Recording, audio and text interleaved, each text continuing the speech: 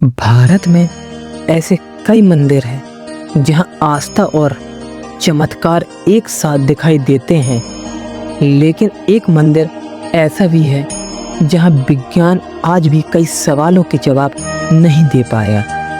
एक ऐसा मंदिर जहां भगवान 12 से 19 साल में नया शरीर धारण करते हैं, जहां मंदिर के ऊपर लगा झंडा हमेशा हवा की विपरीत दिशा में लहराता हुआ दिखाई देता है, जहां मंदिर के शिखर पर लगा सुदर्शन चक्र शहर के किसी भी कोने से देखने पर सामने ही नजर आता है, जहां दुनिया की सबसे बड़ी रसोई में रोज लाखों श्रद्धालुओं के लिए प्रसाद बनता है, लेकिन आज तक भोजन कभी कम नहीं पड़ता। मैं हूं कपिल सेन और आप देख रहे हैं बुंदेलखंड वाले। आज हम आपको लेकर चल रहे हैं भगवान श्री जगन्नाथ की नगरी पुरी, जहां हर पत्थर, हर गली और हर परंपरा अपने भीतर हजारों वर्षों का इतिहास समेटे हुए है।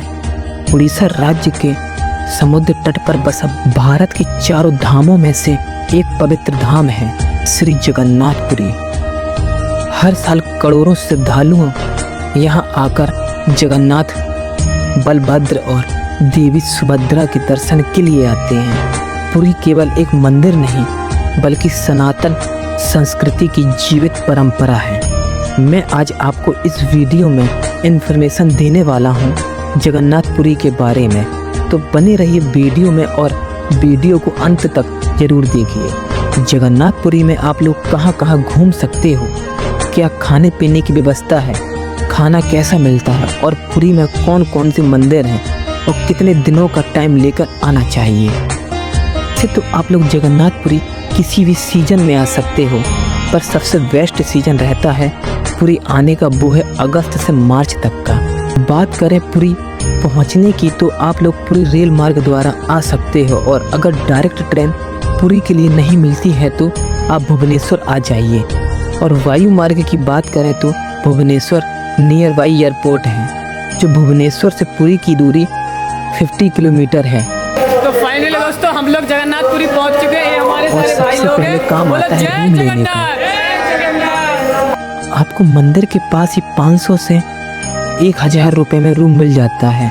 अब तैयार होकर चलते हैं भगवान श्री जगन्नाथ जी के दर्शन के लिए। सबसे जरूरी बात, मंदिर में बैग, मोबाइल से ले जाना सख्त मना है, तो पास में ही बने लॉकर रूम में जमा कर देते हैं। मंदिर में 4 द्वार है। पूर्व दिशा में है सिंह द्वार, यह मंदिर का मुख्य प्रवेश द्वार है। इसे मोक्ष का प्रतीक माना जाता है। रथ यात्रा के दौरान भगवान जगन्नाथ, बलभद्र और सुभद्रा इसी द्वार से बाहर निकलते हैं। दक्षिण दिशा में अश्व द्वार, इसे घोड़े का द्वार कहा जाता है। यह शक्ति, गति और संरक्षित इच्छाओं पर विजय का प्रतीक माना जाता है। पश्चिम में है वृग द्वार, इसे बाघ का द्वार कहा जाता है। यह धर्म और साहस का प्रतीक माना जाता है। उत्तर में है हस्ती द्वार, इसे हाथी का द्वार कहा जाता है। यह ऐश्वर्य, समृद्धि और लक्ष्मी का प्रतीक माना जाता है। फिर भगवान जगन्नाथ के दर्शन करने के बाद अब बारी है कुड़ैचा मंदिर की। कुड़ैचा मंदिर भगवान जगन्नाथ की रथ यात्रा का अंतिम पड़ाव है। इसे मौसी का घर या जगन्नाथ जी का ग्रीष्म निवास भी कहा जाता है। रथ यात्रा के दौरान भगवान जगन्नाथ, बलभद्र और सुभद्रा अपने अपने रथों में बैठकर मुख्य मंदिर से यहाँ आते हैं और लगभग 7 दिन तक यहीं विराजमान रहते हैं। इसके बाद बहुधा यात्रा में वापस श्री जगन्नाथ मंदिर लौटते हैं। इसके बाद आप आ जाइए बेड़ी हनुमान जी मंदिर। तो अभी हम आ चुके हैं बेड़िया हनुमान जी महाराज के मंदिर में। ये हनुमान जी का मंदिर है। चलिए। मान्यता है कि समुद्र की ऊंची लहरें बार बार पुरी की नगरी की ओर बढ़ती थी, तब भगवान जगन्नाथ ने हनुमान जी को समुद्र की रक्षा के लिए नियुक्त किया। लेकिन हनुमान जी श्री राम के दर्शन के लिए बार बार चले जाते थे। तब भगवान जगन्नाथ ने उन्हें बेड़ियों से बांध दिया ताकि वो अपने स्थान पर रहकर पुरी की रक्षा करें। इसी कारण इस मंदिर का नाम बेड़ी हनुमान पड़ा। थोड़े ही दूर चलते हैं तो गोल्डनपुरी बीच बंगाल की खाड़ी के किनारे स्थित सबसे प्रसिद्ध समुद्री तटों में से एक है। इसकी सुनहरी रेत, साफ सुथरा वातावरण और सूर्योदय के मनमोहक दृश्य के कारण इसे गोल्डन बीच कहा जाता है और यहाँ आकर बहुत ही शांत और सुकून शीतल मन होता है। तो पूरी आइए और गोल्डन बीच एक्सप्लोर जरूर कीजिए। थोड़ी ही दूर समुद्र तट के पास स्थित है स्वर्ग द्वार। हिंदू मान्यता के अनुसार यह अंतिम संस्कार होने पर आत्मा को मोक्ष की प्राप्ति होती है।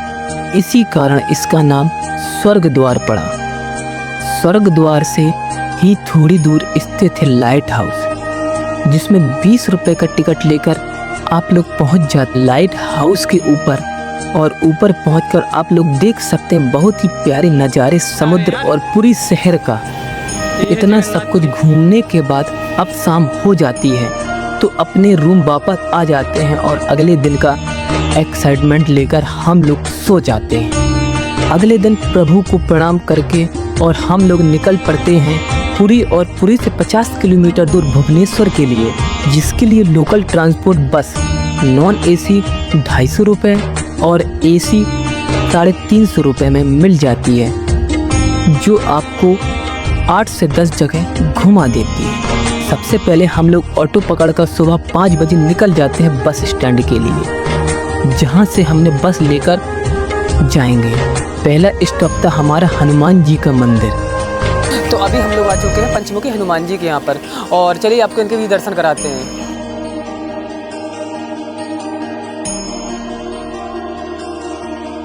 इसके बाद हम लोग निकल पड़ते हैं चंद्रभागा बीच के लिए।